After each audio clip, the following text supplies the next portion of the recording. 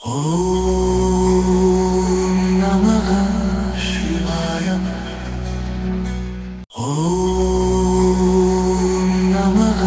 Ride आहे कार्तिक पौर्णिमा special जी आहे Kopeshwar टेम्पलला खिद्रापूरला.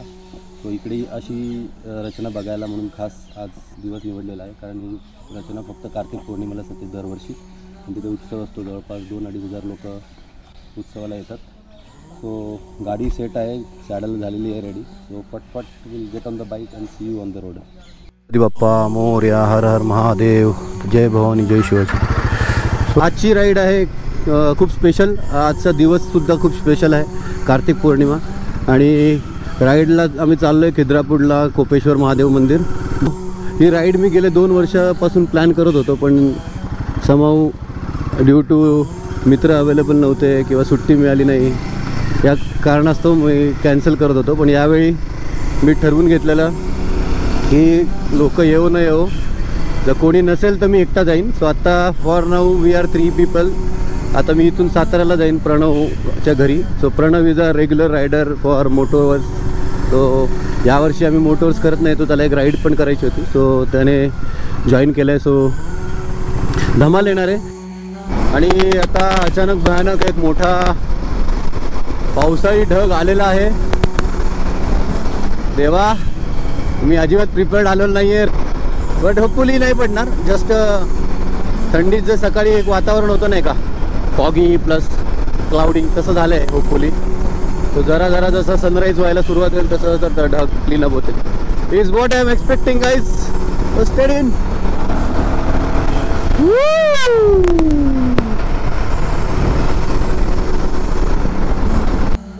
So साताऱ्याला पोचलेलो आहे exact 1.5 hourमध्ये.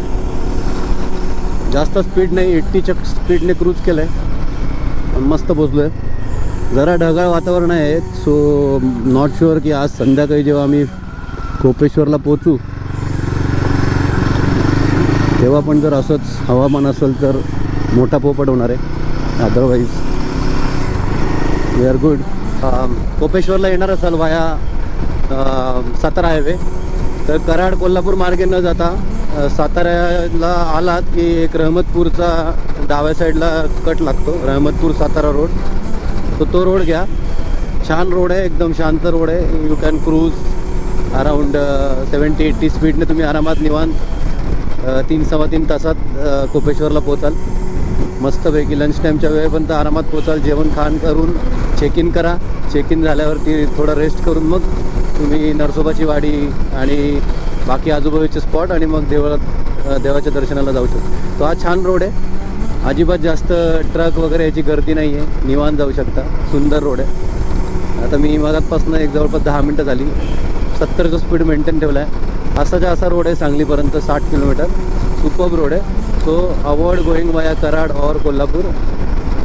Take a route from Rahimatpur Satara road which will take you to विटावरनं तासगाव आणि मग तासगाववरनं नरसोबाची वाडी. सो असा हा रूट आहे. आजूबाजूला मस्त शेती असणार आहेत. हळूहळू जसं आपण अजून आत घुसणार. सुंदर निसर्गरम्य परिसर आहे आजूबाजूला. अमेझिंग रोड आहे आणि हवासुद्धा फ्रेश आहे पोल्युशनपासून बाहेर. सो आय वूड रेकमेंड की तुम्ही याच रूटने या. आता एक छोटासा घाट आला आहे. लेट्स सी कसा आहे. हार्डली काही वेंट्स आहेत, पण छोटा आणि स्वीट असेल अशी अपेक्षा. कोपेश्वर महादेव मंदिर हे महाराष्ट्राच्या कोल्हापूर जिल्ह्यात शिरोळ तालुक्यामधील खिद्रापूर या गावी वसलेले महादेवाचे एक प्राचीन दगडी मंदिर आहे. हे मंदिर कृष्णा नदीच्या काठावर वसलेले आहे. कट्यार काळजात घुसली या चित्रपटातील शिवभोला भंडारी या गाण्याचे चित्रीकरण या मंदिरात झाल्यामुळे पूर्वी काहीशा दुर्लक्षित असलेल्या या मंदिराकडे आता पर्यटकांचा ओढ वाढू लागला आहे. मंदिराचा इतिहास थोडक्यात सांगायचा झाला तर 7व्या शतकाच्या आसपास चालुक्य राजवटीत या कोपेश्वर मंदिराच्या उभारणीची सुरुवात झाली असावी असं म्हणतात. पुढे 11व्या-12व्या शतकात शिलाहार राजवटीत हे काम पूर्णत्वास गेले. देवगिरीच्या यादवांनी सुद्धा बांधकामात योगदान दिल्याची नोंद आहे. येथील महादेवाचे नाव कोपेश्वर आहे कारण महादेवाची स्थापना इथे रौद्ररूपात केलेली आहे. दक्षकन्या सती जाण्याने तिच्या विरहाने कोपलेला असा महादेव कोपेश्वर महादेव. सो त्यांची समजूत घालायला कोणीतरी हवं होतं. हे काम श्री विष्णूंनी केलं. त्यामुळे हे एकमेव असं मंदिर आहे जिथे शंकर आणि विष्णू सोबत विराजमान आहेत. दुसरं एक वैशिष्ट्य असं की इथे इतर मंदिरांप्रमाणे नंदी नाही. देवळातल्या भग्न अवस्थेतल्या मूर्त्या बघून तळपायाची आग अक्षरशः मस्तकाला जात होती. औरंगजेबाचं सैन्य मिरजेत होतं तेव्हा त्याच्या आज्ञेवरून मंदिरातील शिल्पांची मोठ्या प्रमाणावर तोडफोड करण्यात आली.